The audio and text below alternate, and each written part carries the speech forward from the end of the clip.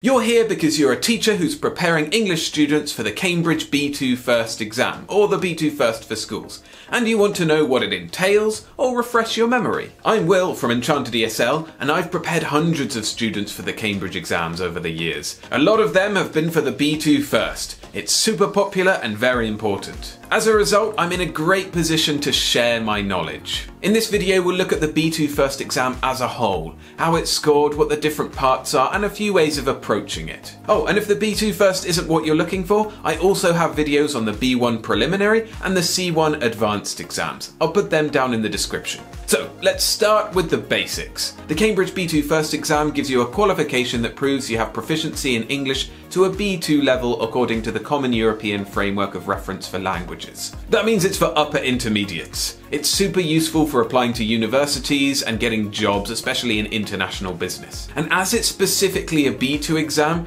that's the only real result available. If a student fails, they might get the piece of paper that says they showed a B1 level, or if they do really well, they might get it saying they showed C1 level. But neither of those things is an official qualification. Only the B2 is official if you pass. That makes it different to some exams like the IELTS or the TOEFL, which you take for all levels and your performance determines what level you come out with. No, the Cambridge B2 First is a yes or a no.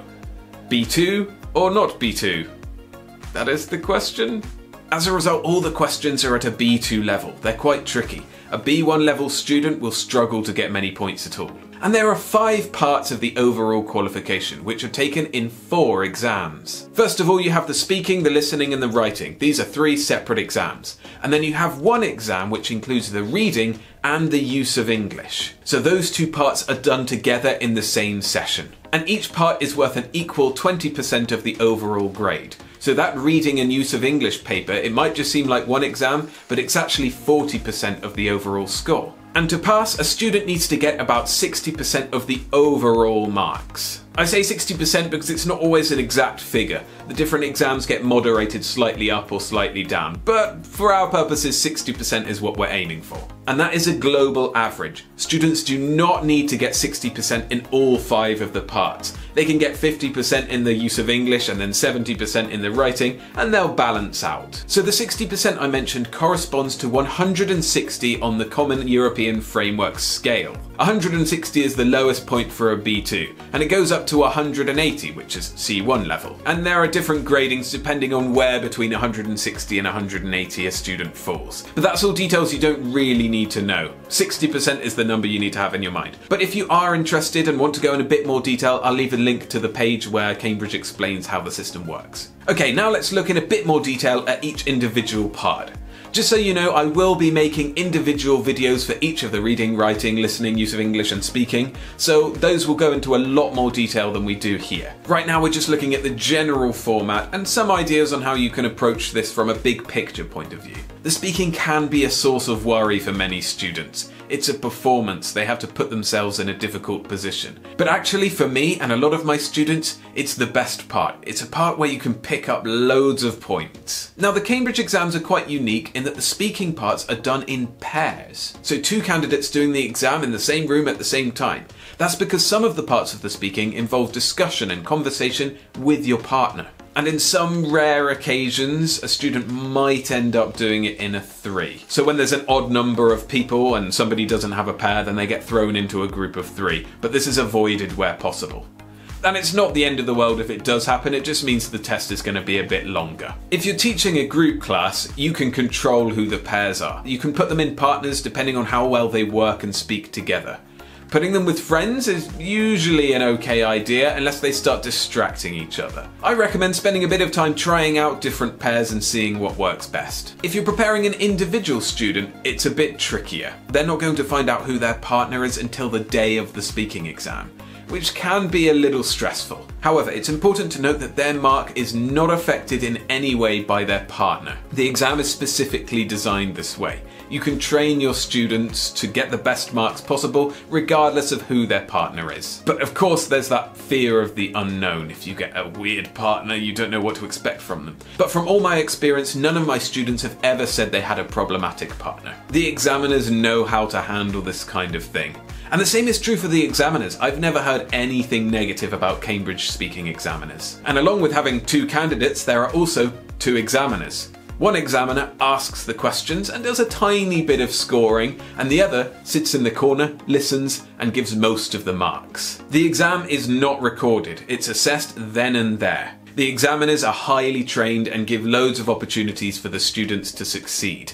They're there to help the students rather than to make their life difficult. If you want to see what the speaking exam looks like and show your students, there are a bunch of example videos out there. In the description I'll link to one with Florine and Maria. I often use this, and you can find it with all the notes and the results that those students get, so you can get a good idea how to mark the exams as well. There are 4 parts in the speaking, which we'll go over briefly now. The first is a bit of introduction, some personal questions just to get the students talking. The second, the students speak on their own about 2 pictures, comparing them and answering a question for 1 minute. This could be quite stressful. The third is a discussion about different options in a given situation.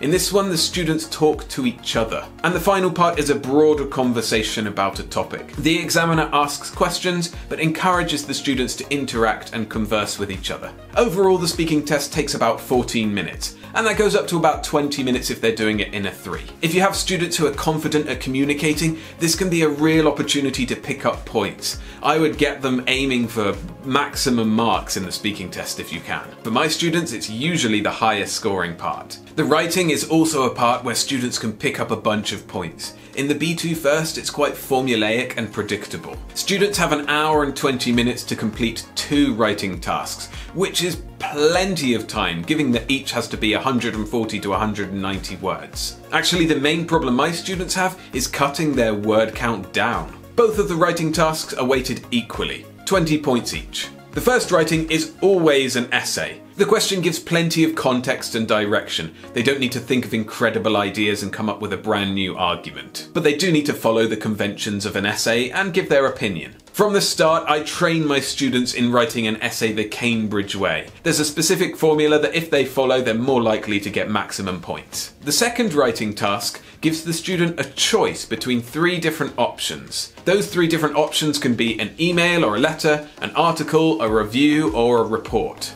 And in the case of the B2 First for Schools, the report is replaced with a story. So really there are 5 possibilities: an informal email or letter, a formal email or letter, a review, a report, or an article. And 3 of those will appear in the exam for students to choose from. Now this means that you don't have to prepare for each of the 5 writing tasks. In fact, you can just prepare for 4, or if you're feeling brave, 3. Because if you prepare 3, it's guaranteed that at least one of them will appear in the selection for the students. And again, for each writing type, there's a general formula that students can learn and follow to get a lot of the marks. A big portion of the marks is, do you answer the question, and do you connect your ideas and use paragraphs and things like that. I'll go into much more detail in the specific B2 First writing video, but know that it's something you and your students can work on to get a whole bunch of points. And also, quick tip, you can set writing tasks for homework so you can spend more time in class focusing on feedback for those writings or the other parts of the overall exam. I also set listening tasks for homework with my private students. I'll do some practice in class as well, and with a big group it's best to do it all together. The listening for the B2 First is pretty straightforward.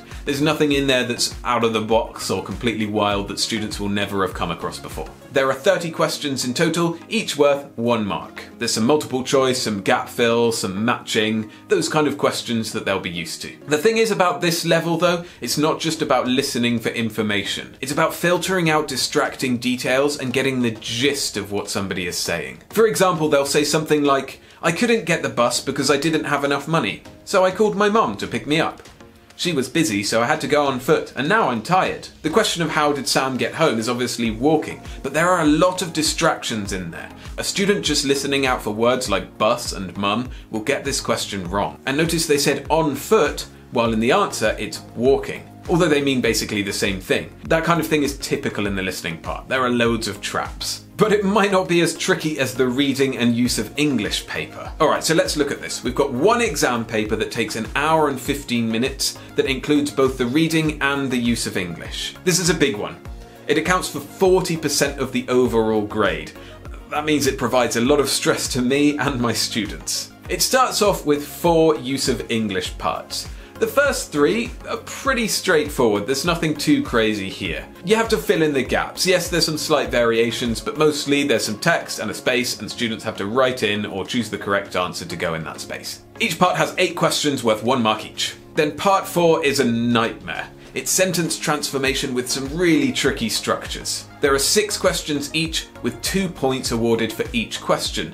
That is actually not too bad, because if students get half of it right, then they can pick up 1 point. Still, getting anywhere near half of the points here is a real challenge. In total, the use of English section is worth 36 points. A lot of it is general grammar and vocabulary, although certain phrases do come up quite often. Cambridge is obsessed with a few different phrases, and I'll go over them in more detail and some of the strategies you can use in the individual video on this part. After the use of English comes the reading, 3 parts, 5, 6 and 7. There's quite a lot of text on each of these, so I recommend to my students to spend more time on these than the use of English, simply because they have to read through about 500 to 600 words for each one. Part 5 is your standard reading comprehension with multiple choice answers. Each question is worth 2 marks, so it's worth spending quite a lot of time on, and there's no way of getting 1 mark. It's either right or it's wrong, 2 points or 0. This is also true for part 6, 2 points for each question, but instead of multiple choice, it's choosing which sentence should go in the text at a specific point. And then part 7 has a number of texts, usually 4 to 6 texts, and then 10 questions or statements which refer to one of the texts, and students have to decide which one it refers to. Each of these is worth 1 mark, and that gives an overall points tally of 34 for the reading part. There are some techniques and strategies you can teach for the reading and the use of English, but a lot of it will just come down to how good they are at the language. These are the parts where my students generally lose most of their marks, especially the use of English. They'll often get less than 60%, and I think it's better to spend a lot of time on the speaking and the writing to get loads and loads of marks there to compensate. That doesn't mean you can completely ignore the reading and the use of English, but just don't try to be a perfectionist about it. There'll be frustration and there'll be difficulties as they don't get to the mark that they need, but remember that they can pick up points elsewhere. And as I've been saying throughout, I'll be making individual videos on each of the 5 parts. When they're ready, I'll put links to all of them down in the description, and the first one, which is going to be the speaking, is right here, so you can go watch it. But for now, I've been Will from Enchanted ESL, wishing you all the joy and success in your teaching. See ya!